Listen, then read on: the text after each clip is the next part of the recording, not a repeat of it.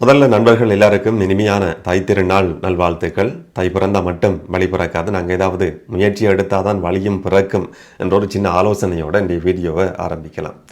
திருகோணமலை சிறைச்சாலையில் தடுத்து வைக்கப்பட்டிருக்கிற பலாங்கொட கசப்ப தேரர் சாகும் வரைக்குமான உண்ணாவிரத போராட்டத்தை ஆரம்பிச்சிருக்கிறார். அன்றைக்கு காலையில் சாப்பாடு கொடுத்தும் சாப்பிடலையாம, பகல் சாப்பாடு கொடுத்தும் கசப்ப தேரர் சாப்பிடலையாம, எனக்கு சாப்பிடலாம் வேணாம், நான் சாகும் வரைக்கும் உண்ணாவிரத போராட்டத்தை நடத்த போறேன்னு சொல்லி சிறைச்சாலை அதிகாரிகளுக்கு அவர் சொல்லியிருக்கிறார்.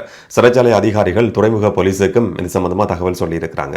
சாதாரணமா ஒரு கைதிக்கு சிறைச்சாலையில் எப்படியான நடைமுறைகள் பின்பற்றப்படுமோ அதே நடைமுறை தான் கசப்ப தேரர் இருந்தாலும் சரி, அவரோட தடுத்து வைக்கப்பட்டிருக்கிற மற்ற ஒரு சில தேரர்கள், மொத்தம் 4 தேரர்கள், மொத்தம் 9 பேர்ல 4 தேரர்கள், 5 பொதுமக்கள் என்ற அடிப்படையில், சாதாரணமான நபர்கள் என்ற அடிப்படையில் 9 பேரும் தடுத்து வைக்கப்பட்டிருக்கிறாங்க. இதுல தடுத்து வைக்கப்பட்டிருக்கிற பௌத்த பிக்குகளுக்கு எந்த விதமான சிறப்பு சலுகைகளோ வசதிகளோ ஏற்படுத்தி கொடுக்கப்படல.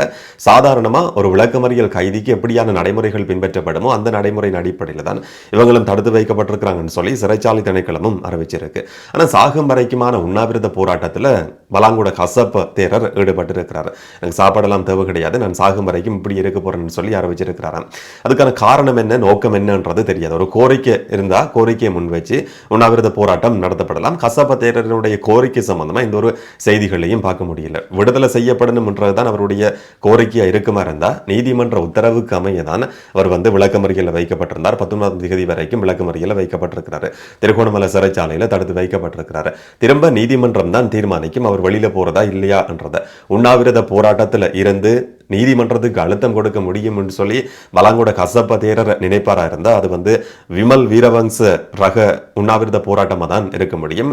விமல் வீரவங்ச சொன்னா இளநி கொடுத்து இல்லாட்டி தண்ணி கொடுத்து கசப்ப தேரருடைய உண்ணாவிரத போராட்டத்தை முடிச்சு வைக்கலாம். நீதிமன்றம் இதுக்கெல்லாம் அடிபணிஞ்சு கசப்ப தேரருக்கு பிண கொடுக்கும் இல்லாட்டி விடுதலை கிடைக்கும் என்று சொல்லி கடைசி வரைக்கும் எதிர்பார்க்க முடியாது. கசப்ப தேரருக்கு அப்படியான ஒரு எதிர்பார்ப்பு இருந்துதான் அவர் உண்ணாவிரத போராட்டத்தில் ஈடுபட்டிருக்கிறார் போல. அவருக்கு ஆதரவான சில குரல்களும் இன்றைக்கு ஊடக சந்திப்புகளில் எழுந்திருந்ததையும் பார்க்க முடிஞ்சது. இந்த பிரச்சனை ஆரம்பிக்கப்பட்ட காலகட்டத்தில் பலாங்கொட கசப்ப தேரரோட சேர்ந்து அந்த இடத்துக்கு பயணம் செய்த இன்னமொரு நபர் தான் அக்மிமன தயாராத்ன தேரர். அக்மிமன தயாராத்ன தேரர் இன்றைக்கு ஒரு ஊடக சந்திப்பு ஏற்பாடு செய்து பிழையான தகவல்கள் நீதிமன்றத்தில் சமர்ப்பிக்கப்பட்டதால தான் கசப்ப தேரரும் அவரோட சேர்ந்திருக்கிற மற்ற நபர்களும் 9 பேர் கைது செய்யப்பட்டு இப்போ விளக்கமறியல் வைக்கப்பட்டிருக்கிறாங்க. அரசாங்கத்தினுடைய செயற்பாடு தான் இதுக்கான காரணம்.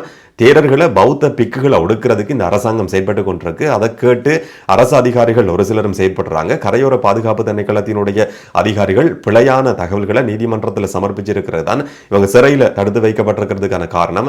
பதவிக்காலம் முடிஞ்சதுக்கு பிறகு அரசாங்கத்தில் இருக்கிற நபர்கள் வீட்டுக்கு போயிடுவாங்க. அதுக்கு பிறகு மன்னிப்பு கேட்க வேண்டியதும் நட்டஈடு செலுத்த வேண்டியதும் இப்ப பதவிகளில் இருக்கிற அரசு அதிகாரிகள் தான் தொடர்ச்சியா பதவியில் இருக்க போறாங்க.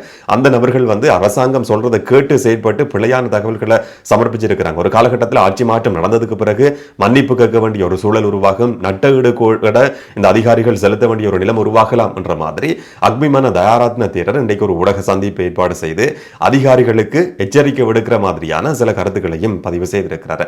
ஒரு வரலாற்று சம்பவத்தையும் குறிப்பிட்டார். வரலாற்று காலம் தொட்டு இந்த இடத்துல ஒரு பௌத்த விகாரம் இருக்கு.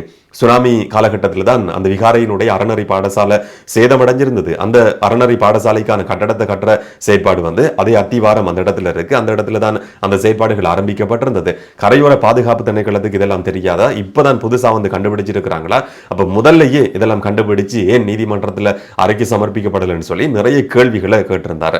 இதுக்கு முதல்ல இருந்த ஒரு ஜனாதிபதியால் மஹிந்த ராஜபக்சவால காணிக்கான அனுமதி பத்திரம் கூட கொடுக்கப்பட்டிருந்தது. இந்த விஷயம் எல்லாம் கரையோர பாதுகாப்பு திணைக்களத்தினுடைய அதிகாரிகளுக்கு தெரியாதா சொல்லியும் அக்மிமன தயாராத்ன தேரர் குறிப்பிட்டிருந்தார். கரையோர பாதுகாப்பு திணைக்களம் இதுக்கு முதல்ல கேள்வி கேட்காம ஏன் இப்ப கேள்வி கேட்குது என்ற மாதிரியான ஒரு விஷயத்தை தான் அவரும் குறிப்பிட்டிருக்கிறார். இது எப்படி இருக்குன்னு சொன்னா ஒரு சில அரசியல்வாதிகள் இப்ப கேட்கிற மாதிரி 10-15 வருஷங்களுக்கு முதல்ல நடந்த சம்பவம், அதை பற்றி எல்லாம் இப்ப அரசாங்கம் விசாரணை நடத்தி கொண்டிருக்குன்னு சொல்லி ஒரு சில அரசியல்வாதிகள் சில விசாரணைகளுக்கு கூப்பிடப்படுற சந்தர்ப்பங்கள்ல ஊடகங்களுக்கு சொன்னதை நாங்க பார்த்திருந்தோம்.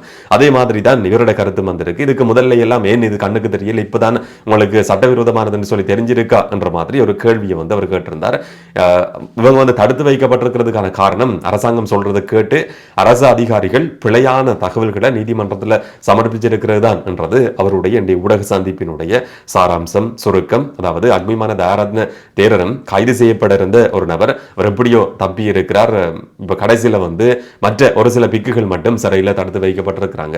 சத்தம் போடாம இருப்பும்னு சொல்லி இல்லாம நீதிமன்றத்தினுடைய உத்தரவு சம்பந்தமா இன்றைய ஊடக சந்திப்புல கொஞ்சம் கவனமா தான் கதைச்சிருந்தார். ஆனாலும் நீதிமன்றத்தினுடைய உத்தரவு சம்பந்தமா தயாரத்ன தேரர் சில கருத்துக்களை இன்றைய ஊடக சந்திப்புல சொல்லி இருந்ததையும் பார்க்க முடிஞ்சது. இந்த மாதிரியான ஒரு சூழ்நிலையில மிஸ் பண்ணவே கூடாத ஒரு நபர் இருப்பார். எப்பவும் இலங்கையில் இந்த மாதிரியான பிரச்சனைகள் ஏற்பட்ட காலகட்டங்களில் ஞானசார தேரர் இன்றைக்கு ஒரு ஊடக சந்திப்பு நடத்தியிருந்தார். ஆனால் இந்த பிரச்சனை சம்பந்தமா கருத்துக்கள் பேசப்பட்ட மாதிரி இல்லை. அவர் வந்து புது ஒரு விஷயத்தை கண்டுபிடிச்சு ஒரு புள்ளி விவரத்தோட ஒரு தகவலை வந்து இன்றைய ஊடக சந்திப்பில் ஞானசார தேரரை குறைப்படுறாரு. கடந்த 10 வருஷங்கள்ல 8,77,000க்கும் அதிகமான தாய்மாருக்கு கருத்தடை செய்யப்பட்டிருக்கு சொல்லி ஒரு புள்ளி விவரத்தை வந்து ஞானசார தேரர் இன்றைக்கு ஊடக சந்திப்பில் குறிப்பிட்டிருந்தார். இந்த மாதிரியான புள்ளி விவரங்களை நான் சமர்ப்பிக்கிற சந்தர்ப்பங்கள் இதை பற்றி பேசுறதுக்கு பதிலாக மலட்டு கொத்து சம்பந்தம் எல்லாம் கடந்த காலங்களில் பேசப்பட்டிருந்தது. இதெல்லாமே உண்மையான விஷயங்களை மூடி மறைக்கிறதுக்காக கொண்டு வரப்பட்ட புது புது விஷயங்கள் தான் சொல்லி ஞானசார தேரர் குறிப்பிட்டிருந்தார். அதுக்கு அவர் சொல்ற காரணம் என்ன சொன்னா 1980ஆம் ஆண்டு காலகட்டத்தில் PSL சொல்லி ஒரு நிறுவனம் உருவாக்கப்பட்டிருந்ததாம்.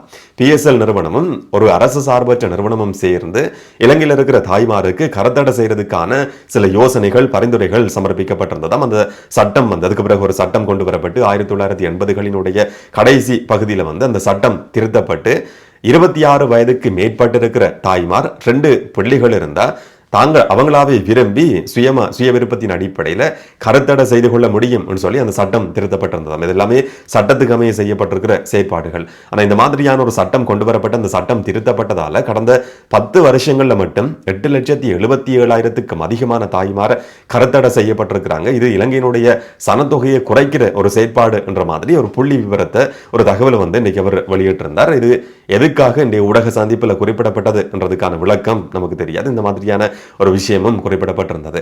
அதே நேரம் கல்வி மறுசீரமைப்பு சம்பந்தமா ஞானசார தேரர் இன்றைக்கு ஒரு சில கருத்துக்களையும் சொல்லி இருக்கிறார். கல்வி மறுசீரமைப்பு செய்யறதுக்கு நாங்க கடைசி வரைக்கும் இடம் கொடுக்க போறது கிடையாது.